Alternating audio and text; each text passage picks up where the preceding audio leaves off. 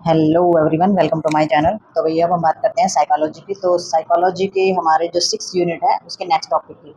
तो 6 यूनिट के अंदर हमारा जो नेक्स्ट टॉपिक है उसका नाम है importance of knowledge of personality for the nurse. तो इसमें बहुत ही ज़्यादा ज़रूरी जो हमारी जानकारी होती है, जो नॉलेज होती है पर्सनैलिटी को लेकर के, तो वो नर्स के लिए क्या क्या हो सकती है। नर्स को किन किन चीज़ों की नॉलेज होना बहुत ज़्यादा ज़रूरी होती है और उसके लिए बहुत ज़्यादा महत्वपूर्ण भी होती है। तो इसमें हम देखेंगे आगे, इन्होंने बताया कि भी knowledge of personality is important for the nurse in order to provide effective care for the patient। तो इन्होंने बताया कि जो हमारे पेशेंट जो होता है उसको बहुत ही अच्छी देखभाल देने के लिए, यानी कि उसको अच्छे से अच्छी केयर देने के लिए नर्स के लिए पर्सनैलिटी की नॉलेज होना या पर्सनैलिटी को समझने की क्षमता होना बहुत ज़्यादा ज़रूरी होता है। तो सबसे पहले इन्होंने 1 पॉइंट में दिया है, she should have self awareness and realistic self concept so that the could recognise her own feelings और फैंटेसी, जो हमारी फैंटेसीज होती हैं या फिर हमारा फियर होता है। तो इन्होंने बताया कि जो नर्स जो होती है ना उसके अंदर सबसे पहला क्या होना चाहिए, अवेयरनेस होनी चाहिए, सेल्फ अवेयरनेस। सेल्फ अवेयरनेस का मतलब हो जाता है आत्म जागरूकता। ठीक है, सेल्फ अवेयरनेस उसके अंदर होनी चाहिए और रियलिस्टिक सेल्फ कंसेप्ट उसके अंदर होना चाहिए। यानी कि मतलब कि सच बोलना होता है, जैसे कि सच सही जो चीज़ें होती हैं, सच बोलना जो होता है, या जो रियल चीज़ें होती हैं, जो काल्पनिक चीज़ें नहीं होती हैं। तो रियलिस्टिक जो सेल्फ कंसेप्ट है वो इसके अंदर होना चाहिए, जो वास्तविकता से संबंध रखता हो, जिसका कोई मतलब निकलता हो। ठीक है, could recognise her own feeling fantasy and fear. और उसको मतलब कि जो भी उसकी जैसे कि रियलिस्टिक सेल्फ है, तो कंसेप्ट यानी कि जो अवधारणाएं हैं वो सही होनी चाहिए, और उसमें उसकी जितनी भी अपनी भावना है या फिर वो जिस भी तरीके की वो कल्पना करती है, यानी कि फैंटेसी, उसके सपने देखना, तो भावना है, कल्पना है, या फिर किसी तरीके का डर है, तो उसको भी पहचानने की क्षमता उसके अंदर होनी चाहिए। यानी कि एक नर्स जो होती है उसको इतना अवेयर होना चाहिए कि उसे सारी की सारी सही चीज़ों का पता होना चाहिए। रियलिस्टिक जो हमारी सेल्फ कंसेप्ट है उसका पता होना चाहिए। सच जो होता है, सच्चाई जो होती है, सही जो चीज़ें होती है उनकी नॉलेज होनी चाहिए उसको।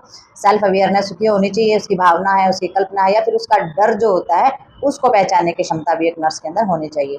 She should know her own strength and limitation and should accept then in order to find out strength and the limitation in other.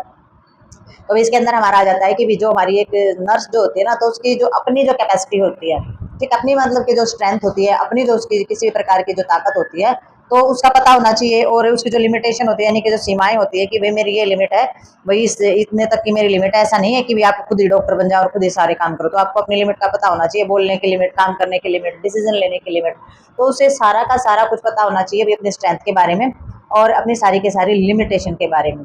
ठीक है, और जो दूसरों की जो चीज़ें होती हैं, other find of the strength and limitation in other. तो और जो दूसरों की जो ताकत होती है, दूसरों की जो लिमिटेशन होती है, उसका पता लगाने का भी, उसका मतलब कि पता लगाने के लिए भी उन्हें मतलब इन चीज़ों को स्वीकारना होगा कि भी पेशेंट जो होते हैं उनके भी कुछ राइट्स होते हैं, उनके भी कुछ ऐसी चीज़ें हैं कि भी ये पेशेंट का राइट है, ये आपको देना ही पड़ेगा। तो आपको इस चीज़ की नॉलेज होनी चाहिए, यानी कि आप अपनी स्ट्रेंथ और अपनी जो चीज़ें होती हैं, मतलब कि अपनी स्ट्रेंथ और अपनी लिमिटेशन को भी पहचान सके, इतनी क्षमता होनी चाहिए, और पेशेंट की जो लिमिटेशन और क्षमता होती है उसको भी पहचान सके। तो ये दोनों की दोनों चीज़ें हमारी इसमें होनी चाहिए।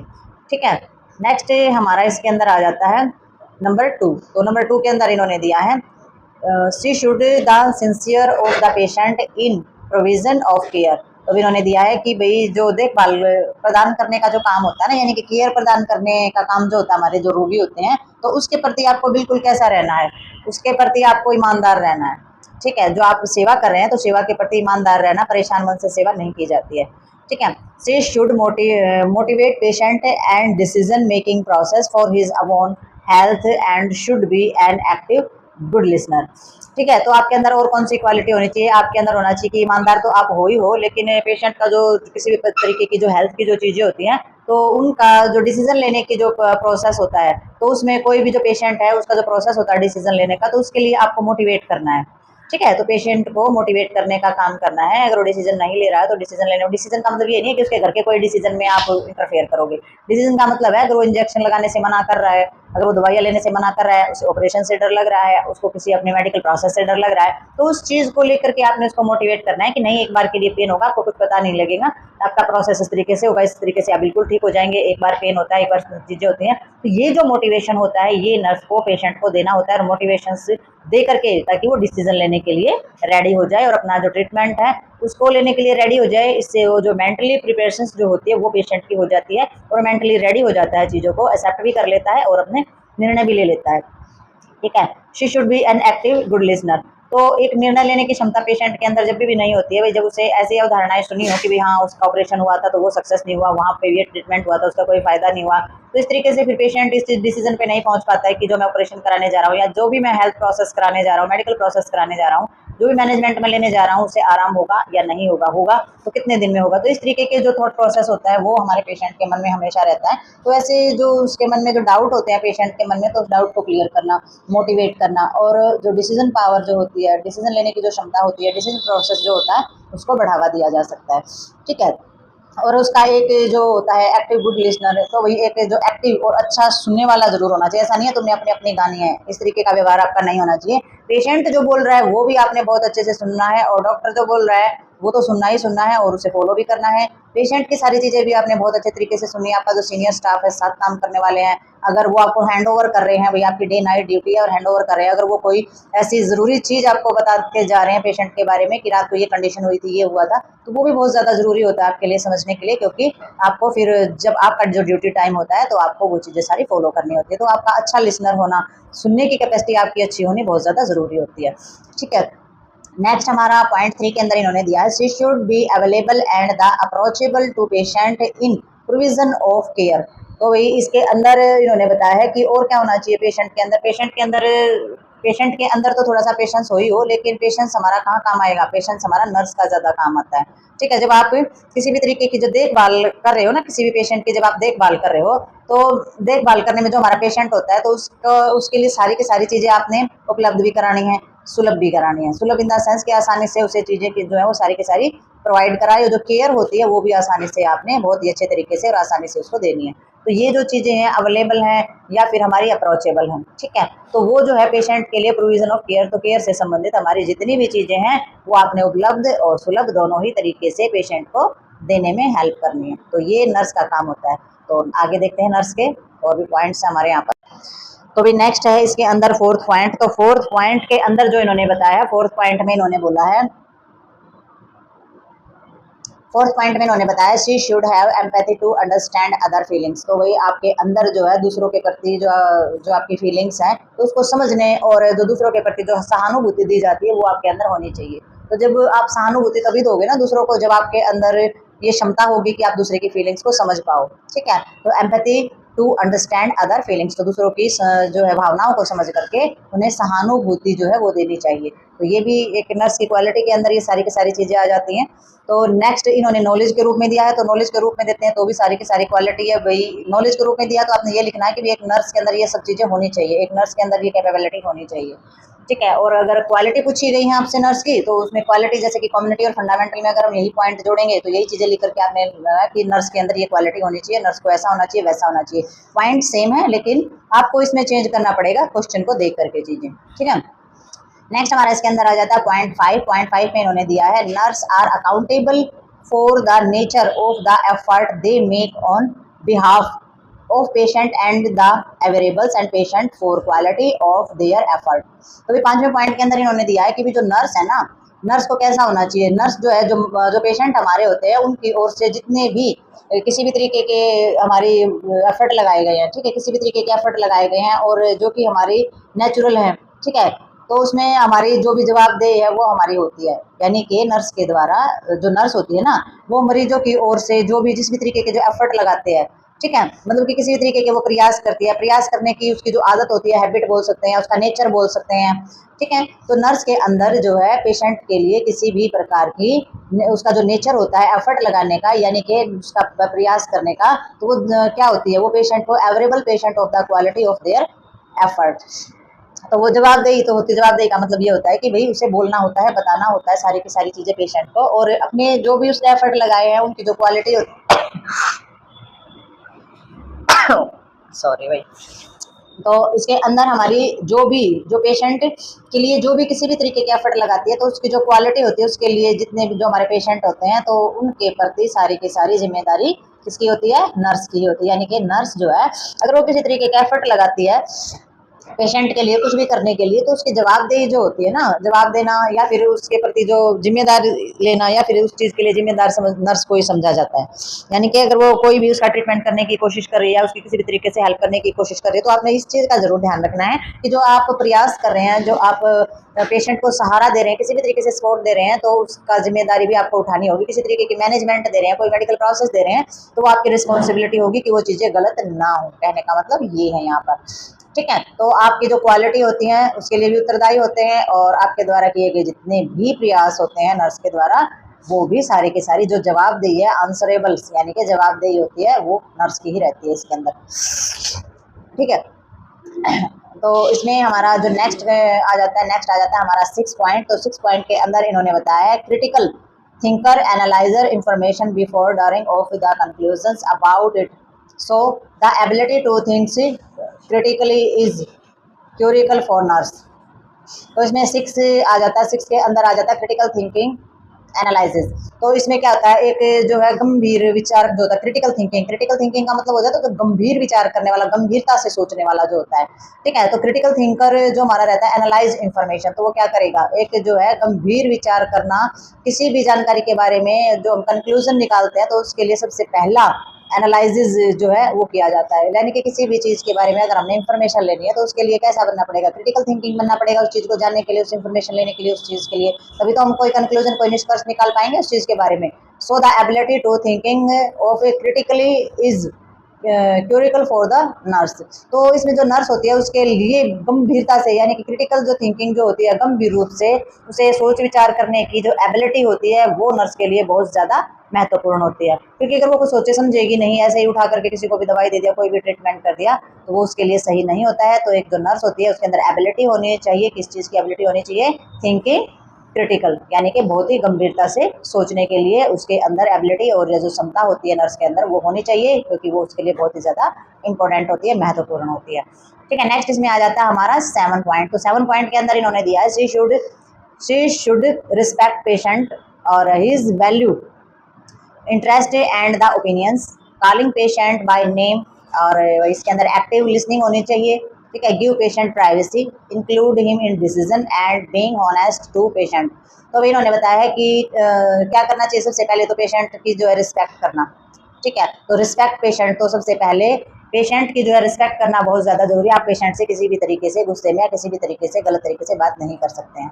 ठीक है। तो उसकी जो भी वैल्यू होती है, इंटरेस्ट है, यानी कि उसकी किसी भी तरीके की वैल्यू, और इंटरेस्ट का मतलब समझते ही हैं कि उसका जो हित है, जो उसके विचार हैं, जो उसकी सोच विचार है, जो उसका किसी भी तरीके का ओपिनियंस हैं, तो कॉलिंग पेशेंट देने, तो उसका क्या करना है, आपने सबसे पहले सम्मान करना है, आपने रिस्पेक्ट देनी है। पेशेंट की वैल्यू है, इंटरेस्ट है या ओपिनियन है, वो कुछ भी कह रहा है, आपको उसको ना डांटना है ना उसको गलत ठहराना है, आपने उनकी चीज़ों को सिर्फ सुनना है, ठीक है।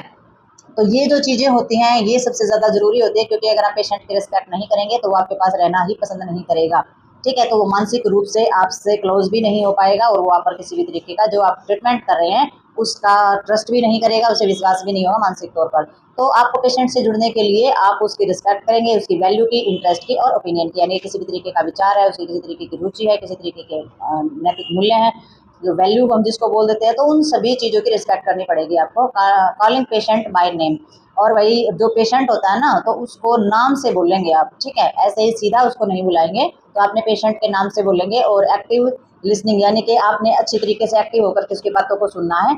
और पेशेंट जो है उसको क्या देनी है, उसको प्राइवेसी जरूर देनी है, ठीक है। गिविंग पेशेंट प्राइवेसी जरूर देनी है, उस सिर पे भी नहीं खड़ा रहना उसके सारा टाइम। अगर वो कुछ बताना चाहता है तो ध्यान से सुनना है, अगर बार बार पूछने पर भी वो कुछ नहीं बता रहा तो उससे बार बार पूछना भी नहीं है। और अगर वो किसी भी तरीके से आपको कुछ भी चीज़ें बताता है तो आपने दूसरों के सामने उस चीज़ को नहीं बोलना, यानी कि उसकी कोई भी जो प्राइवेसी है वो रिवील आपने नहीं करनी है कहीं भी, ठीक है। चाहे वो उसकी हेल्थ से लेकर के है, चाहे उसकी मानसिक स्थिति से लेकर के है, चाहे किसी भी चीज़ से लेकर के है, तो पेशेंट की प्राइवेसी जो है वो आपने बना करके रखनी है। Include him the decision and being honest to patient. तो भाई इसके अंदर जो डिसीजन जो लेने, यानी कि किसी भी प्रकार का डिसीजन यानी कि निर्णय जो है उसमें शामिल करना है, यानी कि किसी भी प्रकार का आप सोच रहे हैं और डिसीजन ले रहे हैं, तो वो उसके अंदर आपने शामिल करना है। या फिर अगर कोई किसी भी प्रकार की जो पेशेंट होता है उसमें उसके प्रति जो ईमानदार आपका रहना बनता है, चाहे केयर को लेकर के हो, किसी भी प्रकार की मैनेजमेंट को लेकर के हो, ठीक है। तो इसमें दोनों ही चीज़ें आ जाएंगी, वही अपने जो आपने जो पेशेंट है उसके सारे के सारे विचार, जो उसके हित है या फिर जो उसकी वैल्यू है,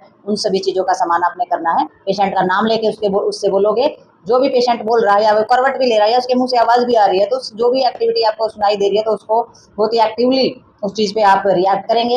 उसकी जो सारी चीज़ें हैं जो आपको पता है वो सारी की सारी प्राइवेसी आपने रखनी है, किसी को रिवील नहीं करनी है। अगर कंडीशन के अकॉर्डिंग अगर आप डॉक्टर से वो चीज़ें शेयर करनी पड़ जाए वो चीज़ें अलग होती है, लेकिन ऐसे किसी से नहीं आपको कुछ भी बताना है।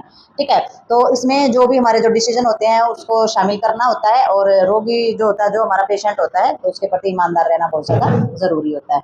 ठीक है। नेक्स्ट हमारा आ जाता है पॉइंट 8। तो पॉइंट 8 के अंदर आ जाता है she should have a ability to bully trust with the patient as it bullied up a sense of security in patient। तो वही इसके अंदर इन्होंने बताया है कि भाई she should have a ability, तो भाई जो हमारे जो भी किसी भी प्रकार के जैसे कि पेशेंट है, तो पेशेंट के साथ जो विश्वास बनाए रखने की जो चीज़ें होती है ना, एबिलिटी जो होती है, ट्रस्ट बिल्ड करने की जो एबिलिटी होती है वो जरूर होनी चाहिए। अगर आप पेशेंट के साथ ट्रस्ट बिल्ड नहीं कर पाएंगे तो फिर आपका जो ट्रीटमेंट है वो भी अधूरा ही रह जाएगा, पेशेंट जो है वो आप पर ट्रस्ट नहीं करेगा। Patient as a build up sense of security in patient, तो आपने विश्वास की बनाने की जो एबिलिटी होती है वो आपके अंदर होनी चाहिए, क्योंकि इसमें क्या होता है, जो पेशेंट जो होता है उसे उसके अंदर ना फीलिंग भी अच्छी पैदा होती है और वो अपने आप को सिक्योर भी समझता है, उसको सिक्योरिटी भी मिल जाती है। ठीक है। तो अच्छी फीलिंग होती है और वो सुरक्षा महसूस करता है, आपके साथ रह करके सुरक्षित महसूस करता है कि वो कोई भी चीज़ जो है वो आपके साथ शेयर कर सकता है, और वो मानसिक रूप से संतुष्ट भी रहता है। ठीक है। तो पेशेंट को सिक्योरिटी भी होती है और जो भावना जो है वो भी पैदा होती है आपके साथ अच्छे से जुड़ने की। नेक्स्ट हमारा इसके अंदर आ जाता है पॉइंट 9। पॉइंट 9 में इन्होंने बताया है कि she should accept the patient as he she is by being non judgemental conveying love and care. तो वही इन्होंने बताया कि जो पेशेंट जो होता है, तो इसमें जो हमारा पेशेंट जो होता है तो उसको बिना किसी पहले की जो चीज़ें होती हैं, ठीक है, बिना किसी पहले की चीज़ों का पता लगाया, उसका जो प्यार प्रेम है या उसकी देखभाल है या उसकी जो भावनाएं हैं वो उसको मतलब कि किसी भी तरीके से अगर वो व्यक्त कर रहा है तो जैसा वो है उसको वैसा ही आपने स्वीकार करना है। वही कोई ऐसा ऐसा भी पेशेंट होता है जो खड़ूस तरीके से बात करता है, कोई कोई ऐसा पेशेंट होता है बहुत ही लविंग होता है, बहुत ही प्यार से बात करता है, मतलब कि बहुत ही अच्छा उसका नेचर होता है। तो ये जो हमारी जो चीज़ें होती हैं तो इन सभी चीज़ों के साथ आपने स्वीकार करना है। आपने किसी भी पेशेंट के लिए जजमेंटल नहीं होना, उसको जज नहीं करना, हाँ ये तो ऐसा है तो ये ऐसा होगा, ऐसा होता है ये ऐसा हो जाएगा, तो इस तरीके से आपने जजमेंटल नहीं होना है। पेशेंट का जैसा भी नेचर है आपने उसको स्वीकार करना चाहिए, उसके प्यार को, उसकी जो देखभाल की जो हमारा जो भावनाएं होती हैं व्यक्त करता है कोई भी पेशेंट, कोई थैंक यू बोलता है, कोई ये कहता है बेटा तेरा भला हो, या मतलब किसी भी तरीके से वो आशीर्वाद दे रहा है या कुछ भी तरीके से उसके भाव हैं प्रेम है, तो अगर पेशेंट को बिना किसी भी चीज़ों के ये सारी की सारी चीज़ें आपको भी एक्सेप्ट करनी है, और ये चीज़ें जो होती हैं यही चीज़ें आप पर भी लागू होती है। यानी कि जो एक नर्स होती है वो मरीज के साथ ट्रस्ट बिल्ड करने के साथ साथ उसकी जो भी सारी चीज़ें हैं उनके साथ वो प्रेम से रहेगी, भावनात्मक रूप से उसकी देखभाल करेगी। ठीक है। तो ये आप पर भी निर्भर करता है कि भी आपने भी ऐसा ही होना है, पेशेंट के प्रति सारी की सारी चीज़ें जो है वो सोच के रखनी है और जैसा है वैसा ही स्वीकार भी करना है। नेक्स्ट हमारा इसके अंदर आ जाता है, क्योंकि आप ड्यूटी के टाइम ये नहीं कह सकते हैं कि ये पेशेंट ऐसा है तो मैं इसकी देखभाल नहीं करूंगी, केयर नहीं करूंगी, तो आपको उसके साथ एडजस्ट करना ही पड़ेगा और आपके पास सिर्फ एक यही रास्ता है कि आप उसके साथ एडजस्ट करेंगे प्यार प्रेम से, उसकी देखभाल करके, उसकी भावनाओं को समझ करके। ये सारे के सारे रिस्पॉन्सिबिलिटी जो है वो नर्स में ही आ जाती है, रिस्पॉन्सिबिलिटी में भी आ जाती है, क्वालिटी में भी आ जाती है, और नर्स को ये नॉलेज भी होनी चाहिए, उसके अंदर ये एबिलिटी भी होनी चाहिए कि उसने पेशेंट की साइकोलॉजी के साथ किस तरीके से एडजस्ट होना है। ठीक है। नेक्स्ट हमारा इसके अंदर आ जाता है 10 पॉइंट। 10 पॉइंट के अंदर इन्होंने बताया she should have a caring attitude towards the patient. तो भाई इसने बताया इन्होंने कि भी जो हमारा पेशेंट होता है ना तो उसके प्रति कैसा होना चाहिए, हमारा एटीट्यूड जो है केयरिंग होना चाहिए। ठीक है। केयरिंग भी होना चाहिए, भाई उसकी देखभाल का रवैया भी होना चाहिए, और पेशेंट को जो है सहानुभूति जो होती है यानी कि उसकी भावनाओं के साथ जो जुड़ना होता है, तो इस तरीके से कोई भी पेशेंट है उसके प्रति सहानुभूति जो रवैया होता है वो अपनाना चाहिए। केयरिंग जो रवैया होता है, केयरिंग जो एटीट्यूड्स होता है वो आपको अपनाना चाहिए। ठीक है। The nurse must of the demonstrate honesty, ठीक है, ट्रस्टफुलनेस और भाई resourcefulness and her own ability to help in result in the best possible outcome for the patient. तो ये सारी की सारी फिर वही नर्स की क्वालिटी के अंदर आ गई है, साइकोलॉजी के अंदर भी वही दे दी है, वही हम फंडा में पढ़ते हैं, कम्युनिटी में भी हम पढ़ते हैं इन चीज़ों को। ठीक है। और हम सोशियोलॉजी जो करेंगे ना उसके अंदर भी हमारी ये चीज़ें आएंगी। तो ये हमारी सारी की सारी अगर नर्स की क्वालिटी आ रखी है, नर्स की रिस्पॉन्सिबिलिटी आ रखी है, या फिर नर्स से संबंधित भी नर्स को क्या नॉलेज होनी चाहिए, नर्स को पेशेंट की देखभाल कैसे करनी चाहिए, ये सारी की सारी आप चीज़ें इसके अंदर डाल सकते हैं कि भी एक नर्स जो है ईमानदार होनी चाहिए, सच्चाई होनी चाहिए, उसके अंदर अच्छी सूझबूझ होनी चाहिए और उसके अंदर एबिलिटी होनी चाहिए। ठीक है। हर जो चीज़ें हैं वो उसकी मतलब कि अच्छे तरीके से जो भी उसकी एबिलिटी है, उसके अंदर गुण है लेकिन वो कुछ कर नहीं रही है, ये भी कोई चीज़ें नहीं होती हैं। अगर उसके अंदर गुण है तो उसको क्या करना पड़ेगा, उन चीज़ों को जो है फॉलो करना पड़ेगा लाइफ में, और सारे के सारे जो मरीज जो होते हैं उनको अच्छे से अच्छा जो रिजल्ट जो है पॉसिबल जो रिजल्ट होता है आउटकम फॉर द पेशेंट, तो वो हमारे मरीज को देख करके या उसके पास जो है सारा का सारा आउटकम जो है वो दिखाना चाहिए, दिखाना जो है वो संभव होना चाहिए। सबसे अच्छे से अच्छा परिणाम जो है वो प्राप्त करने के लिए सारी की सारी चीज़ें जो है उनका इस्तेमाल करना, ईमानदार रहना है, सच बोलना है, सूझबूझ से रहना है, सारी की सारी एबिलिटी का इस्तेमाल करना है पेशेंट की केयर करने के लिए, प्रेम करने के लिए, और उसकी जितनी भी फीलिंग्स होती है उनको समझने के लिए और एडजस्टमेंट अच्छे से करने के लिए। तो ये नर्स के अंदर सारी की सारी क्वालिटी होनी चाहिए, और ये जो है ये नॉलेज होनी चाहिए एक नर्स के अंदर साइकोलॉजिकल पेशेंट के साथ एडजस्ट होने के लिए। तो नेक्स्ट देखते हैं इसमें हम। तो अभी नेक्स्ट है हमारा इसके अंदर टॉपिक आ जाता है characteristic of personality in different age group. तो ये तो बहुत ज़्यादा ज़रूरी होता है कि भाई हम हमारी जो पर्सनैलिटी होती है तो उसकी जो विशेषताएं होती हैं वो अलग एज में ग्रुप में अलग अलग ही होती हैं। ठीक है, तो सबकी सेम नहीं होती है, तो अलग अलग एज ग्रुप के अंदर अलग अलग जो कैरेक्टरिस्टिक होती हैं पर्सनैलिटी के अंदर, तो अब हम उसके बारे में बात करेंगे इसमें। तो सबसे पहली जो हमारी एज स्टार्ट होती है वो एज होती है चाइल्डहुड।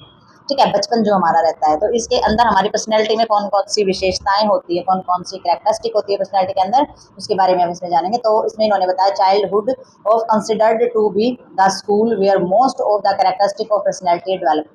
ठीक है, तो अभी पर्सनैलिटी को डेवलप करने के लिए सबसे जो ज़रूरी चीज़ होती है चाइल्डहुड में, यानी कि बचपन का जो है वो बचपन को जो है डेवलप करने के लिए, यानी कि हमारा जो व्यक्तित्व होता है, जो पर्सनैलिटी होता है ना, उसकी ज़्यादातर जो विशेषताएं हैं वो कहाँ पर विकसित होती हैं, हमें भी पता है ज़्यादातर कहाँ मिलेंगी, हमारे स्कूल के अंदर ही विकसित होती हैं। तो बचपन का जो स्कूल जो है वो माना जाता है कि भाई उसकी जितनी भी पर्सनैलिटी के अंदर जितनी भी विशेषताएं हैं वो विकसित वहीं पर होती हैं।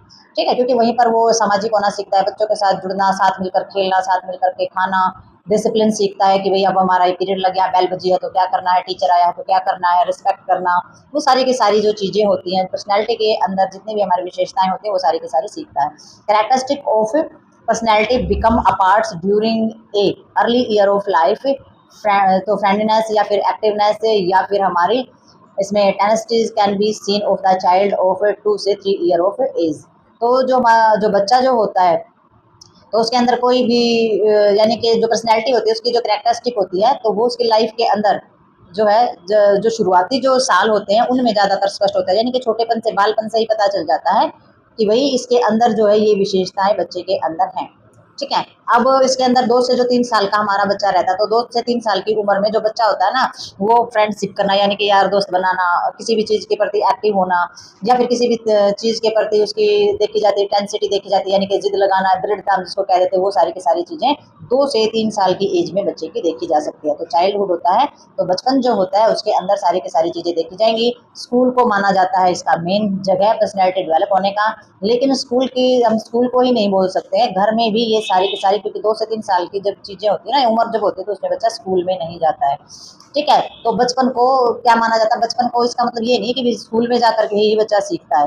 तो इसमें इन्होंने जो लाइन दिया जैसे कि childhood of consider be the two be the school, तो इन्होंने जो बताया है कि जो बचपन जो होता है ना बचपन को ही स्कूल माना जाता है, बचपन को स्कूल इसीलिए माना गया। बचपन को स्कूल मानने का मतलब स्कूल तो एक सीखने की जगह को हम स्कूल मानते हैं, स्कूल का मतलब स्कूल जाने पर पढ़ना जो होता है वो इसके अंदर नहीं आता है। यहाँ पर कहीं मैं क्लियर कर देती हूँ इस लाइन को कि भाई जो हमारा जो स्कूल यहाँ पर है ये नहीं है कि आप स्कूल में पढ़ने जा रहे हो वो वाला स्कूल है। ये स्कूल जो है ये बोला गया स्कूल उसको बोलते हैं जैसे कि हम कहीं पर किसी भी तरीके की चीज़ें जो सीखने जाते हैं, जो लर्निंग प्रोसेस हमारा रहता है उसको स्कूल बोला जाता है। तो इन्होंने कहा कि सीखने का जो सबसे बेस्ट चीज़ होती है वो बचपन होता है। ठीक है, तो उन्होंने बचपन बताया। अब बचपन में आप घर पे, क्योंकि 2 से 3 साल का बच्चा घर पे ही रहता है, स्कूल नहीं जाता है, तो ये आपने समझना है इस चीज़ को कि यहाँ पर स्कूल का मतलब क्या है। ठीक है, where most of the characteristic of personality develop, तो इसमें जहाँ पर हमारा जो व्यक्तिगत होता है या फिर उसकी जो कैरेक्टरिस्टिक होती है वो हमारे डेवलप इसके अंदर हो जाती हैं, और जो पर्सनैलिटी होती है उसकी जो भी हमारी कैरेक्टरिस्टिक होती है वो शुरुआती जो हमारे साल रहते हैं 2 से 3 साल, उसमें जो है उम्र के हिसाब से बच्चा अपने फ्रेंड बनाना सीख जाता है, क्योंकि छोटा बच्चा भी होता है, अगर वो आंगनवाड़ी बालवाड़ी पार्क में खेलने के लिए उसको लेकर के जा रहे हैं तो ये जो हमारी जो चीज़ें होती हैं ये सारी की सारी बच्चा जो है वो बचपन में ही सीखता है। और बच्चा जो है वो अपने दोस्त भी बनाना स्टार्ट करता है, वो कितना एक्टिव है खेलने में कूदने में। कुछ बच्चे छोटे से ही बहुत ज़्यादा शरारती होते हैं, किस बात पर वो जिद लगाते हैं, कितनी दृढ़ता उनके अंदर होती है, तो 2 से 3 साल के एज के अंदर हम सीख जाते हैं। तो नेक्स्ट हमारे इसके अंदर आ जाता है the characteristic develop in childhood continue even after the adolescence environment during childhood the foundation of personality development। ठीक है। और ब्रेस्ट फीडिंग और वेविंग ऑफ स्कॉल्डिंग से, या फिर जो बच्चा बाइट करता है बाइटिंग, या फिर हमारा कॉलेजिंग loving social economic level of family have a different effort of the personality of child. तो भाई इनका कहने का मतलब ये है कि जो बचपन होता है ना उसमें सारी की सारी जो विशेषताएं हमारी होती है, यानी कि जितनी भी हमारी कैरेक्टरिस्टिक होती हैं, तो वो हमारी सारी की सारी जब बच्चा एडल्सेंट होता है तो उसके बाद भी वो बनी रहती है, वो कंटिन्यू ही रहती हैं। यानी कि जो कैरेक्टरिस्टिक हमारी जो बचपन में बन गई है, जो आदतें या जो विशेषताएं हमारे बचपन में बन गई हैं, तो वो हमारी एडल्सेंट टाइम तक, यानी कि जो किशोर अवस्था होती है ना, वहाँ जब तक बनी ही रहेंगी। ये नहीं है कि वो चीज़ें छूट जाती हैं। तो इन्वायरमेंट के अनुसार अगर हम इसमें देखें कि जो बचपन होता है उसका जो इन्वायरमेंट होता है वो पर्सनैलिटी के डेवलप करने की एक नींव होती है कि भाई घर का इन्वायरमेंट कैसा है। Environment during childhood in the foundation of personality development. तो पर्सनैलिटी के डेवलप होने के लिए जो सबसे बड़ी फाउंडेशन, सबसे बड़ी जो नींव होती है, वो हमारा क्या होता है बचपन में, जिस इन्वायरमेंट यानी कि जिस वातावरण में हम रहते हैं। ठीक है। और इसमें जैसे कि ब्रेस्ट फीडिंग आ जाता है, यानी कि स्तनपान कराना, माँ जो बच्चे को दूध पिलाती है, या फिर उसका जो वेविंग जो स्कॉल्डिंग होता है, यानी कि दूध छुड़ाने का जो उसका टाइम होता है, या उसको बीटिंग्स यानी कि मदर अगर उसको थोड़ा बहुत डांट देती है, या फिर उसको कैजिंग्स यानी कि माँ बच्चे को मार देती है, या फिर उसको प्यार करती है, दुलार करती है उसका। तो ये जो चीज़ें हमारी होती हैं ये हमारी आ जाती हैं कि भाई जो social economic level of family है direct effect of the personality of child. तो ये जो चीज़ें होती है ना कि मदर के द्वारा या फिर दूसरों के द्वारा प्यार करना, डांटना, दुलारना, माँ का दूध पिलाना या माँ का दूध छुड़वाना होता है वो, तो ये जो होते हैं हमारे परिवार और जो हमारी सामाजिक और जो आर्थिक जो हमारा स्तर होता है ना, तो बच्चे का जो जो भी पर्सनैलिटी होती है उस पर सीधा प्रभाव डालने का काम करती हैं ये चीज़ें। तो ये बच्चे की यानी कि सामाजिक तौर पर भी और जो पारिवारिक जो तौर होता है उसके ऊपर भी ये बिल्कुल सीधा असर डालती है सारी की सारी चीज़ें। ठीक है। नेक्स्ट हमारा इसके अंदर आ जाता है his family, friend circle, neighbourhoods and school influence पर एडल्सेंट चाइल्ड। ठीक है। He feeling free and learn self dependence, he adjust with same age group and classmate. तो भी इन्होंने बताया है कि जो उसकी फैमिली होती है, यानी कि जो परिवार जो होता है, तो उसके अंदर जो फ्रेंड सर्कल होता है, यानी कि फ्रेंड सर्कल में क्या होगा, सारे के सारे जो उसके यार दोस्त हो गए, जो उसके पड़ोसी हो गए, ठीक है, और जो स्कूल के जो फ्रेंड्स हो गए, स्कूल में जो रहते हैं, और influence of the pre adolescent child. तो ये जो होते हैं ये सारे के सारे एक जो उसकी जो एडल्सेंट जो स्टेज होती है ना, जो किशोर अवस्था हम जिसको बोल देते हैं, तो उसके बच्चे को सारी की सारी ये चीज़ें जो है वो प्रभावित करती ही करती हैं। ठीक है। तो यारी दोस्ती है, स्कूल का माहौल है, और जो पड़ोसी है जैसा वो देखता है तो वो सारी की सारी चीज़ें जो है वो अफेक्ट डालेंगी ही डालेंगी बच्चे के ऊपर। He feel free and learn self depends. तो वो उसमें क्या सीखता है, तो वो क्या क्या करता है, अपने आप को जो फ्रीडम यानी कि स्वतंत्र महसूस करता है कि भाई वो क्या है, फ्री फील करता है अपने आप को। और क्या सीखता है, वो सीखता है learn self dependence. Self dependence का मतलब है भी आत्मनिर्भरता सीखता है वो। ठीक है। वो स्कूल में बच्चों को देखेगा, बच्चे अपना बैग अपने आप उठाए हुए हैं, खाना भी अपने आप खाते हैं, अपना होमवर्क कर रहे हैं, या फिर बच्चे जो पड़ोस में जो चीज़ें देखते हैं वो भी, तो उसमें बच्चा जो है अपनी ये सीख फील फ्री फील करता है। फ्री फील करने का मतलब ये होता है कि उसका जो जी करता है वो कर सकता है। ठीक है। तो वो चाहे वो उसका गेम हो जाए या फिर उसका पढ़ने से संबंधित हो जाए, कुछ भी हो जाए, तो इन सभी इन्वायरमेंट को देख करके वो फ्री फील भी करता है। और आत्मनिर्भर बनने का, आत्मनिर्भरता जो सीखने की जो चीज़ें होती है वो भी सारी की सारी सीखता है और वो स्वतंत्र महसूस करता है। ठीक है। और adolescent with the same age group and classmate. और जो भी जो चीज़ें होती हैं एक मतलब कि उसी उम्र के जो बच्चे होते हैं या फिर उसके साथ पढ़ने वाले जो बच्चे होते हैं ना, तो उनके साथ क्या सीख जाता है, अपनी जो एज ग्रुप के जो बच्चे होते हैं, जो क्लासमेट होते हैं, उनके साथ एडजस्ट करना भी सीख जाता है। उनको यार दोस्त बना लेता है, साथ खाता है, साथ खेलता है और टाइम स्पेंड भी करता है अच्छे से।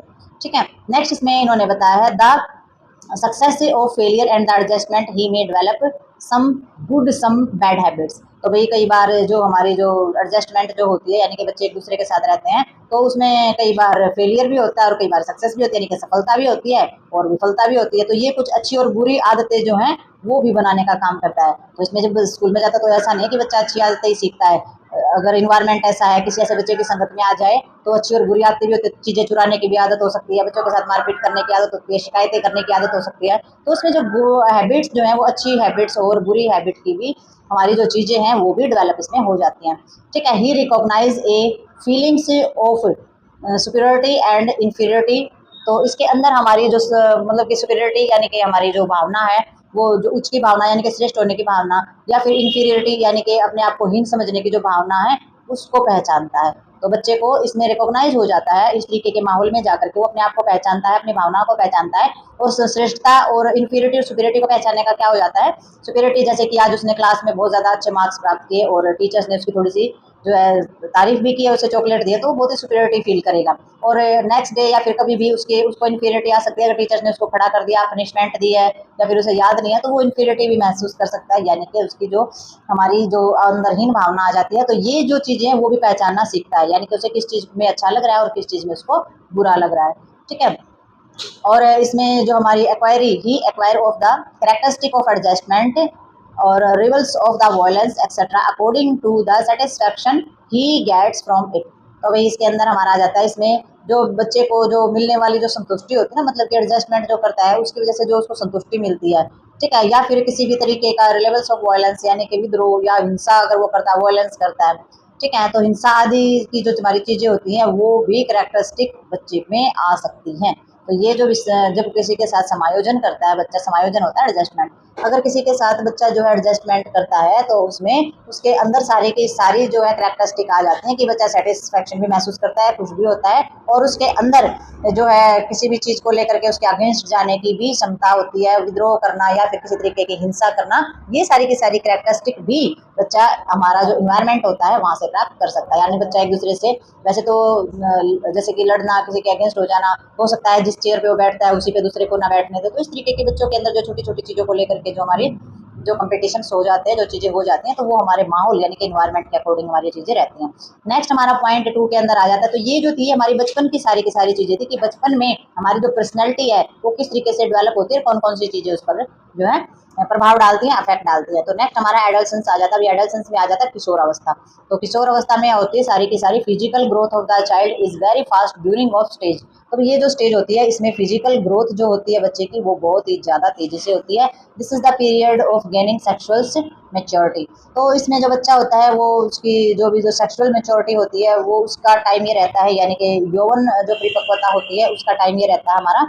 और feeling of adulthood is also of the इसके अंदर फेस्टिवल्स ऑफ पर्सनैलिटी। तो इसमें क्या रहता है, इसमें जो भी उसका जो व्यक्तित्व है, यानी किसी भी तरीके की पर्सनैलिटी है, तो उसके अंदर उसको मतलब कि किस चीज़ का बोध होता है, उसमें उसका स्पष्ट उसको बोध हो जाता है कि भाई उसकी वो एडल्टहुड के अंदर है, यानी कि वो जैसे बोल देते वयस्क हो गया या फिर वो जवान हो गया है, उसे खुद में इस तरीके की चीज़ें जो है वो फील होती हैं। तो उसमें जैसे कि हार्मोन इम्बैलेंस और बहुत सारे के मतलब कि हार्मोन्स की चीज़ें जो होती है, या फिर उसके बॉडी को लेकर के, मानसिकता को लेकर के, तो बहुत सारी चीज़ें होती हैं जिससे उसे फील होता है अपनी पर्सनैलिटी के अंदर, जैसे कि आवाज़ भारी हो जाता है, शरीर हेल्दी होता है। ठीक है। हेयर ग्रोथ बढ़ती है। तो ये सारी की सारी चीज़ें, इसी चीज़ें को लेकर के यही सिम्टम हमारा रहता है। ठीक है। Third, the periods is consider to be the. तो इसमें हालांकि जो इसकी जो अवधि यानी कि जो इसका टाइम पीरियड होता है उसको माना जाता है। आगे देखते हैं इसमें जो इसके टाइम पीरियड्स का है। और ये जो इन्होंने बताया कि जो एडल्सेंट जो हमारा पीरियड होता है, adolescent period of the turbulence but accept generation gap, feeling of independence and attraction towards opposite sex and adolescence show responsible behaviour. ठीक है। तो ये जो हमारा जो टाइम पीरियड होता है, तो इसमें क्या हो जाता है, ये ऐसा दौर होता है जिसमें उथल पुथल होती है, मानसिक रूप से भी और शारीरिक रूप से भी। ठीक है। तो इसको टर्बुलेंस इसलिए बोला जाता है कि ये जो टाइम पीरियड है इसके अंदर होती है उथल पुथल, और इसमें जो है उसे एक्सेप्ट करना होता है, जैसे कि जनरेशन गैप यानी कि पीढ़ी दर पीढ़ी जो हमारा अंतर चला रहा है, यानी कि माँ बाप या दादा दादी जिस चीज़ को समझा रहे हैं वो चीज़ आपकी समझ में नहीं आएगी, आप उसके अगेंस्ट बोलेंगे, आपको जो चीज़ें हैं वो अलग तरीके से नजर आएंगे। आपको यार दोस्त अच्छे लगेंगे, माँ बाप जिस चीज़ से आपको रोकते हैं, टीचर से आपको जिस चीज़ से रोकता है वो आपको चीज़ें अच्छी नहीं लगती। तो ये हमारा जनरेशन गैप हो जाता है। जनरेशन गैप का मतलब ये नहीं है कि जो बड़े बुजुर्ग जो हमारे कह रहे हैं या फिर कोई भी टीचर या माँ बाप समझा रहा है तो क्यों समझा रहा है, क्योंकि उनको उन चीज़ों के रिजल्ट्स पता होते हैं, वो भी उसे से गुजरे हैं, वो चीज़ें उन्होंने भी करके छोड़ी हैं जो कि वो उन चीज़ों में से निकल चुके हैं। तो वो उन चीज़ों को समझाते हैं, तो वो चीज़ें जो होती है वो बच्चों को बुरी लगती है, वो लगते हैं कि तुम्हें स्मार्ट हो, तुम्हें इंटेलिजेंट हो, ये पुराने ज़माने के। लेकिन उन्हें नहीं पता है कि जो ज़माना गया है वही रेनोवेट होकर के दोबारा आ गया है। तो ये जो चीज़ें होती हैं यही हमारी जो है जनरेशन गैप के अंदर होती हैं। और वही उसको बच्चा जो होता है उसके अंदर जो फीलिंग होती है वो हमारी कैसी होती है, जो भावनाएं होती है वो बिल्कुल स्वतंत्र महसूस करता है, अभी मैं अपनी मर्जी का मालिक हूँ, मैं जो करूँगा वही सही है। तो उसके अंदर जो है सारी की सारी स्वतंत्रता की भावना उसके अंदर आ जाती है। और अट्रैक्शन टुवर्ड्स अपोजिट सेक्स, तो अपोजिट सेक्स होता है उसके प्रति उसका आकर्षण हो जाता है, लड़का है तो लड़के की तरफ और लड़की है तो लड़के की तरफ। तो इस तरीके के चेंजेस भी उसके अंदर आ जाते हैं। ठीक है। और इसमें एडल्सेंट शो रिस्पॉन्सिबल बिहेवियर, और ये जो इसमें एडल्सेंट जो होते हैं उनका जो जिम्मेदारी का जो व्यवहार है वो भी जो है उस थोड़ा सा बिहेवियर जो होता है वो भी प्रदर्शित करते हैं, यानी कि जो बच्चे एडल्ट होते हैं वो थोड़ा थोड़ा काम करवाना, घर की जिम्मेदारी लेना, इन चीज़ों की जो रिस्पॉन्सिबिलिटी होती है ना वो भी समझना स्टार्ट कर देते हैं। ठीक है, तो वो कब जो जिम्मेदारी जो समझना स्टार्ट करते हैं तो वो देखा जाता है भी किस इन्वायरमेंट में, गुड हैबिट में वो पला है या फिर वो बैड हैबिट उसने करी है। तो रिस्पॉन्सिबल वही होगा जिसके अंदर गुड हैबिट्स आएंगे। गुड हैबिट्स जब आती हैं तो वो हमारा इन्वायरमेंट ही देखा जाता है, घर का भी और स्कूल का भी। ठीक है, तो नेक्स्ट इन्होंने बताया है the stage of also marked by maximum of intellectual development body take a frame of a definite shape due to the complete development of male and females organ. तो इसमें इन्होंने बताया कि ये जो स्टेज होती है ना बच्चे की, यानी कि मतलब कि एक एडल्ट जो जवान बच्चा जो होता है उसकी जो ये अवस्था होती है, तो इसके अंदर जो इंटेलेक्चुअल डेवलपमेंट होता है ना, यानी कि जो बौद्धिक जो विकास होता है वो बिल्कुल चरम सीमा पर होता है। मैक्सिमम जो इंटेलेक्चुअल यानी कि जो बौद्धिक क्षमता जो होती है, बौद्धिक जो विकास होता है वो तेजी से इस टाइम पर होता है। Body take a frame of indefinite shape due to the complete development male and females organs. तो ये जो हमारा जो टाइम पीरियड होता है इसमें मेल है या फीमेल है, यानी कि पुरुष है या फिर जो औरत है, उसके जो ऑर्गन्स होते हैं वो अच्छे तरीके से डेवलप हो चुके होते हैं। तो उसके कारण शरीर में एक जो है अलग ही तरीके से एक जो शेप जो होती है, जो आकार जो होता है वो शरीर का बन चुका होता है। चाहे लड़का है तो लड़के की टाइप की शेप का पूरा जो बॉडी की जो बनावट है, स्ट्रक्चर है, वो कंप्लीट हो चुका होता है। और अगर वो लड़की है तो उसकी शेप और बॉडी जो है वो बनकर कंप्लीट हो चुकी होती है। तो नेक्स्ट इन्होंने बोला है education selection of profession choosing a life pattern and the anxiety of failure and career giving of the direction to the personality and individual during this stage। तो ये जो स्टेज होती है ना, तो इस स्टेज के अंदर उसकी अपनी एजुकेशन सिलेक्शन को लेकर के, ठीक है, कि भी मैंने क्या शिक्षा लेनी है, किस तरफ जाना है, अपने प्रोफेशन को लेकर के कि भी मैं कौन सा पेशा चुनूं, किस तरफ मैं जाऊं, डॉक्टर बनूं, इंजीनियर बनूं, टीचर बनूं, तो ये अपने प्रोफेशन को लेकर के। और चूजिंग द लाइफ पार्टनर, और जो जीवन साथी के जो चुनाव के लिए या फिर अपने जो आने वाला जो भविष्य होता है, यानी कि अपना फ्यूचर के लिए अपना जो उसका कैरियर होता है, तो ये जो सारी की सारी जो चीज़ें होती हैं तो इनकी जो है क्या करो, इनके प्रति जो एंजाइटी यानी कि जो चिंता जो होती है, एंजाइटी जो होती है, वो व्यक्ति के अंदर उसकी जो पर्सनैलिटी होती है उसको डायरेक्शन देने का काम करती है। यानी कि इन सभी चीज़ों को लेकर के जब उसके अंदर एंजाइटी होती है और वो फिर क्रिटिकल थिंकर हो जाता है, सोचता है, तो उसकी सारी की सारी जो चीज़ें होती है उसकी पर्सनैलिटी में होती है। और जो पर्सनैलिटी जो होती है वो क्या करती है, पर्सनैलिटी को दिशा प्रदान करती है। पर्सनैलिटी को दिशा प्रदान यानी कि वैसी उसकी पर्सनैलिटी हो जाएगी जैसी वो चाहेगा, जैसी वो सोचेगा। तो ये सारी की सारी एंजाइटी तो होती है। एंजाइटी का मतलब ये होता है, सोच विचार करता है, कभी उधर मन जाता है, कभी किसी से सलाह लेता है, कभी उस चीज़ में लॉस देखता है, उसमें फ़ायदा देखता है। तो बहुत सारी जो उसके अंदर फीलिंग्स होती है वो उसके अंदर चलती हैं। और फिर जब जा करके उसकी जो पर्सनैलिटी होती है वो भी उसी तरीके की बन जाती है। अगर वो डॉक्टर बनना चाहता है तो फिर उसकी ऐसी इस तरीके से दिखेगा कि भाई हाँ बहुत ही डिसिप्लिन है, बहुत ही पढ़ा लिखा है, बहुत ही इंटेलिजेंट है। और अगर उसे किसी तरीके के गेम में जाना है तो उस तरीके की पर्सनैलिटी उसकी हो जाती है। ठीक है, तो ये जो होती है ये हमारी एडल्ट्स एंड जो हमारे बच्चे होते हैं, तो ये स्टेज उनके अंदर ये सारी की सारी चीज़ें उसके अंदर रहती है। इंटेलेक्चुअल्स हो जाते हैं, स्वतंत्र महसूस करते हैं, जनरेशन गैप इसके अंदर हो जाता है। ठीक है, और अपोजिट सेक्स के प्रति अट्रैक्शंस भी इसी एज में होता है। और ये जो रिस्पॉन्सिबल बिहेवियर होता है ये भी इसी टाइम पर हमारा हो जाता है। तो वो एजुकेशन और अपने से संबंधित जो भी चीज़ें चुननी है कि भाई अपना शादी के लिए पार्टनर चुनना है या एजुकेशन के बारे में क्या सोचना है, इन सभी चीज़ों से संबंधित जो चिंताएं होती है वो भी इस पर्सनैलिटी का हिस्सा होती हैं, एडल्ट एंड पर्सनैलिटी का। ठीक है, अब हम आ जाते हैं एडल्ट स्टेज। ठीक है, एडल्ट स्टेज में जो है पूरी की पूरी जो जवानी की अवस्था हमारी रहती है वो, तो अभी तक हम किशोर अवस्था की बात कर रहे थे, अब जवानी की अवस्था हो जाती है। This is the condition of balance in personality. तो ये जो अवस्था होती है इसमें जो पर्सनैलिटी जो होती है उसके अंदर क्या आ जाती है, बैलेंस आ जाता है, एक तरीके की स्टेबिलिटी आ जाती है। ठीक है, this stage desire balance of profession of service married and social family life. तो इस एज में क्या हो जाता है, इस एज के अंदर जो है वो पर्सनैलिटी तो उसकी बैलेंस हो ही जाती है, संतुष्ट करने की चाहत तो उसमें रहती है कि भी मैं स्टेबल हो जाऊं, मुझे एक स्टेबल जॉब मिल जाए, मेरी शादी हो जाए, तो इस तरीके की चीज़ें हैं वो उसके अंदर आ जाती हैं। और ये जो स्टेज होती है इसके अंदर सारी की सारी अपने बिजनेस को लेकर या पति पत्नी के बीच में जो अपना ये रहता है कि भी घर बसाने की जो चीज़ें होती है वो सारी की सारी चीज़ें इसके अंदर आ जाती हैं। तो इसमें जो डिज़ायर होती है ना वो बैलेंस करने का होता है, प्रोफेशनल की भी मेरी सर्विस, शादी और जो सोशल चीज़ें हैं फैमिली लाइफ की, इनको सही स्टेबल करने की डिज़ायर जो है वो उसके अंदर रहती है। ठीक है, person may get depression due to the uncertainty of the profession, quarrels between the husband and wife, divorce, lack of access of children and having too many girls as the Indian context, loss of death of child. तो भाई जो हमारी जो चीज़ें जब खराब होती हैं यानी कि डिज़ायर तो उसके अंदर रहती है, लेकिन कभी कभी क्या होता है जैसे कि कुछ ऐसा हो जाए पति पत्नी के बीच में कलह हो जाए, यानी कि हस्बैंड वाइफ के अंदर झगड़े हो जाएं या डिवोर्स हो जाए, अनसर्टेन चीज़ें होती हैं, ये कि इंसान इनको चाहता नहीं है लेकिन फिर भी ये जीवन के अंदर कभी हो जाती हैं, तो उनके बीच में क्यूरल्स यानी कि कलह ज़्यादा हो रहा है, हस्बैंड वाइफ का झगड़ा हो रहा है, उनके अंदर डिवोर्स हो गया है, ठीक है। और उनके उसके साथ साथ जो है तलाक होने के साथ साथ बच्चों की कमी है, अभी बच्चे पैदा नहीं हो रहे हैं, ठीक है। तो भारतीय जो हमारी जो परंपरा है उसमें जो है बेटियां वगैरह अगर ज़्यादा हो जाए, बेटा अगर नहीं होता है तो ये भी एक तरीके की समस्या ही होती है। Many girls as Indian contents, तो इंडियन कंटेंट्स के हिसाब से उन्हें अगर लड़कियां हो रही है लड़का नहीं हुआ है तो ये चीज़ को भी एक समस्या ही मानते हैं, ठीक है। और loss of death of child, अगर अपने बच्चे की मृत्यु वगैरह हो जाती है, बच्चे की डेथ वगैरह अगर हो जाती है, तो ये जो कारण है ये किस चीज़ के कारण बनते हैं, ये कारण बनते हैं डिप्रेशन के, ठीक है। तो ये जो है ये चीज़ें डिप्रेशन पैदा करती हैं। और हंस stability of the marriage family and profession and the proper adjustment and the balance with in the needed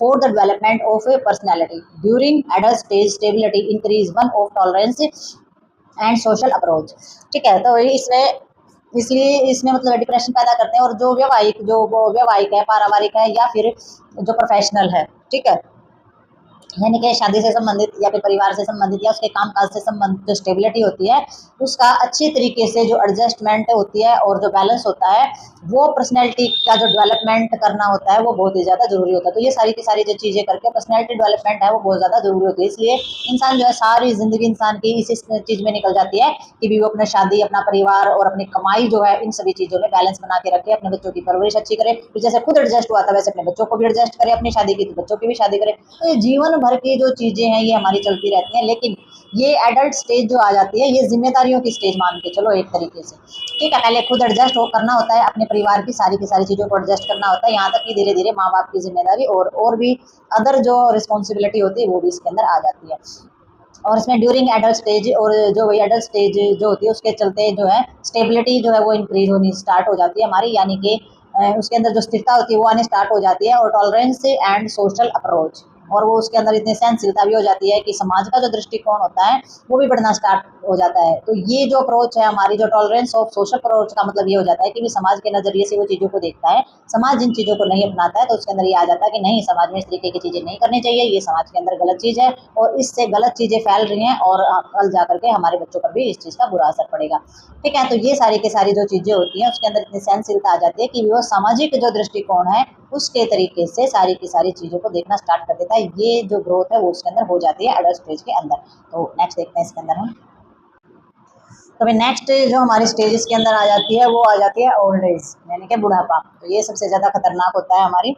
तो ओल्ड एज के अंदर क्या हो जाता है, at this stage this eight at this stage the person and the, इसके अंदर जो भी हमारा जैसे कि प्रोक्यूपस विद द वरी एंड जो फिजिकल इनएबिलिटी रहती है, ठीक है, फाइनेंशियल डिपेंडेंस रहती है, सोशल अनलेसनेस रहती है, तो ये सारी की सारी जो है ये बुढ़ापे के लक्षण होते हैं। वृद्धावस्था हमारी जो रहती है तो ये जो स्टेज होता है इसमें कोई भी इंसान शारीरिक क्षमता उसके अंदर नहीं रहती है, आर्थिक निर्भरता उसके अंदर हो जाती है, फिजिकल इनएबिलिटी होती है यानी कि वो शारीरिक तौर पर दूसरों पर डिपेंड वो रहते हैं, और चिंताएं भी उसके अंदर रहती है, वरीज, ठीक है, जो चिंताएं भी उसको घेर के रहती हैं। तो ये सारी की सारी बुढ़ापे की निशानियां हैं, यानी कि जब उम्र ज़्यादा हो जाती है तो ये सारी की सारी चीज़ें उसमें रहती हैं। तो person may feel difficulty and adjustment due to the falling in joint family system and the neglect of son, daughter in law and relatives। तो इसमें क्या होता है, तो इसमें जो भी हमारी जो ज्वाइंट फैमिली जो रहती है, तो ज्वाइंट परिवार के अंदर जो हमारा सिस्टम है, तो ज्वाइंट परिवार का जो सिस्टम है तो उसके टूटने और लड़का और लड़की, बहू और जो रिश्तेदार होते हैं उनकी मतलब कि अगर वो अच्छे तरीके से उसका ध्यान नहीं रखते हैं, यानी कि वो उपेक्षा करते हैं, इग्नोर करते हैं, तो उसके कारण इंसान जो है वो एडजस्टमेंट में उसको बेचारे को बहुत ज़्यादा कठिनाई हो सकती है। कब कठिनाई होगी, जब आप नेगलेक्ट करोगे, इग्नोर करोगे तब। अगर आप अच्छे तरीके से उनसे प्यार प्रेम से रह रहे हैं, उनको सारी चीज़ों की आज़ादी भी दी है, उनसे थोड़ा सा पूछ के बाहर चले जाते हैं, आने के बाद बात करते हैं, कुछ भी करने से पहले उनको पूछ लेते हैं, तो उनको अच्छा फील होता है। नहीं तो अब बेटा है, बहू है या कोई भी जो रिश्तेदार है, अगर उनसे इस तरीके का मान सम्मान उनको थोड़ा सा नहीं देता है तो उनको एडजस्ट करने में बहुत ज़्यादा कठिनाई उनको आ सकती है, ठीक है। If the condition of favourables and the adjustment in easy on the other hand in the favorable environment and the condition mal adjustment person may suffer from mental imbalance। तो इसके अंदर क्या होता है कि जो भी हमारा, यानी कि कोई भी जो इंसान है जिसकी उम्र हो गई है तो उसकी जो पर्सनैलिटी होती है तो उसके लिए कोई खास जो है बदलाव नहीं दिखता है, ठीक है, तो उसके लिए तो कोई खास बदलाव नहीं दिखता। लेकिन जो उसकी जो भी परिस्थितियाँ होती है ना, यानी कि किसी भी तरीके की जो कंडीशन होती है, कंडीशन कैसी, फेवरेबल कंडीशन, ठीक है, तो उसमें वो जो है एडजस्टमेंट करने में उसके लिए आसान हो जाता है। फेवरेबल कंडीशन है तो एडजस्टमेंट जो है वो अच्छे से कर पाएगा। ठीक है, और अगर फेवरेबल इन्वायरमेंट नहीं है तो वही उसका जो बैलेंस है वो सही नहीं हो पाएगा, और बैलेंस की जो कंडीशन है वो क्या कर देगी, वो उसका जो मेंटली जो इम्बैलेंस है वो भी खराब कर देगी। ठीक है, तो फेवरेबल कंडीशन के अंदर तो वो सही रहेगा, और जो फेवरेबल कंडीशन नहीं है, ऐसा वातावरण नहीं है कि वो अच्छे से रह पाए, तो इसके अंदर वो क्या करता है, जो उसका मानसिक संतुलन होता है वो भी पीड़ित हो सकता है, इम्बैलेंस हो सकता है, मेंटल प्रॉब्लम उसको हो सकती है, और वो अपने आप को इनसिक्योर फील कर सकता है। ठीक है, और उसे एडजस्टमेंट करने में भी प्रॉब्लम हो सकती है। तो नेक्स्ट उन्होंने बताया है the process of development of personality continue from the childhood adulthood. तो इन्होंने बताया कि जो पर्सनैलिटी जो होती है उसका जो डेवलपमेंट का जो प्रोसेस होता है वो बचपन से लेकर के जवानी तक जारी रहता है, डेवलपमेंट जारी रहता है जवानी तक। Successful personality develop due to the balance at the kindness of the condition. तो जो इन्होंने बताया कि एक जो सक्सेसफुल जो पर्सनैलिटी होती है ना, तो एक सक्सेसफुल पर्सनैलिटी जो है उसकी जो कंडीशन जो होती है ना, उस कंडीशन में अगर वो सेटिस्फाई है, यानी कि जो उसका जो संतुलन है या फिर जो उसका किसी भी तरीके का सामंजस्य है, तो उसके कारण जो है वो डेवलप होती है। एक सक्सेसफुल पर्सनैलिटी जो है जब विकसित होगी, जब वो संतुष्ट होगा अच्छे तरीके से, और वो दूसरों के साथ एडजस्टमेंट जो है वो बढ़िया तरीके से कर पाएगा, तब जो है ऐसे इन्वायरमेंट में ही वो डेवलप हो सकती है। ठीक है, एडजस्टमेंट अच्छे से करे, और जो हमारी जो कंडीशन है, जो परिस्थिति है, उसमें संतुलन भी बनाए रखे और एडजस्टमेंट भी अच्छे से करे, तो ही हमारी क्या होती है, इसमें जो पर्सनैलिटी जो है उसका विकास हो सकता है। ठीक है, और जो आगे जो बढ़ते रहने की जो हमारी आवश्यकता होती है किसी भी पर्सनैलिटी को लेकर के, चाइल्डहुड से एडल्टहुड तक जो है कंटिन्यू हमारी चलती रहती है। तो भाई हमने इसमें सारा का सारा एक नर्स को पेशेंट के प्रति किस तरीके से जागरूक होना चाहिए, क्या क्या चीज़ें उसके अंदर होनी चाहिए as a quality, as a responsibility, तो वो सारी चीज़ें हमने इसके अंदर क्लियर कर ली हैं। और इसमें हमने जान लिया है कि भी जो हमारे जो एज ग्रुप होते हैं उसके प्रति उनमें क्या क्या चीज़ें होती हैं, क्या क्या करैक्टरिस्टिक होती है, किस एज के अंदर क्या विशेषताएं होती हैं, और किस एज की क्या अपनी खास बात होती है, अच्छी बुरी, और सारी की सारी चीज़ें। क्योंकि अगर आपको एज ग्रुप की ये करैक्टरिस्टिक नहीं पता होंगी तो आप उसी एज के पर्सन से किसी भी तरीके का बिहेवियर नहीं कर पाएंगे। अगर आपको पता है कि भी एक बुजुर्ग आदमी है, उसके अंदर इन चीज़ों में एडजस्टमेंट करने में, इन चीज़ों में प्रॉब्लम आती है, तो आप उसी हिसाब से उसको केयर देंगे, उसी के हिसाब से आप उसके साथ जो है एडजस्ट कर पाएंगे। और बच्चा जो है उसकी करैक्टरिस्टिक जान के उसके साथ एडजस्ट कर पाएंगे। तो एक नर्स के लिए बहुत ज़्यादा इंपॉर्टेंट रोल रहता है बिहेवियर का, तो वो अपना बिहेवियर उसी तरीके से कर पाएगी जितनी उसके अंदर एबिलिटी होगी किसी भी पेशेंट को समझने की। और पेशेंट को समझने के लिए उसका एज ग्रुप के माध्यम से अगर वो समझते हैं तो उसके लिए बहुत ही ईजी रहता है उसका बिहेवियर करना और पेशेंट की केयर करना, और पेशेंट के साथ अच्छे तरीके से साइकोलॉजिकल जो रिलेशनशिप होता है वो उसके साथ बना पाती है, उसकी हेल्प कर पाती है, ट्रीटमेंट अच्छा कर पाती है, केयर अच्छी कर पाती है। ठीक है, तो ये जो सारा का सारा है ये हमने इस टॉपिक के अंदर क्लियर कर लिया है। तो मिलते हैं नेक्स्ट टॉपिक और नेक्स्ट वीडियो के साथ, तब तक के लिए लाइक शेयर सब्सक्राइब कमेंट्स जरूर करें।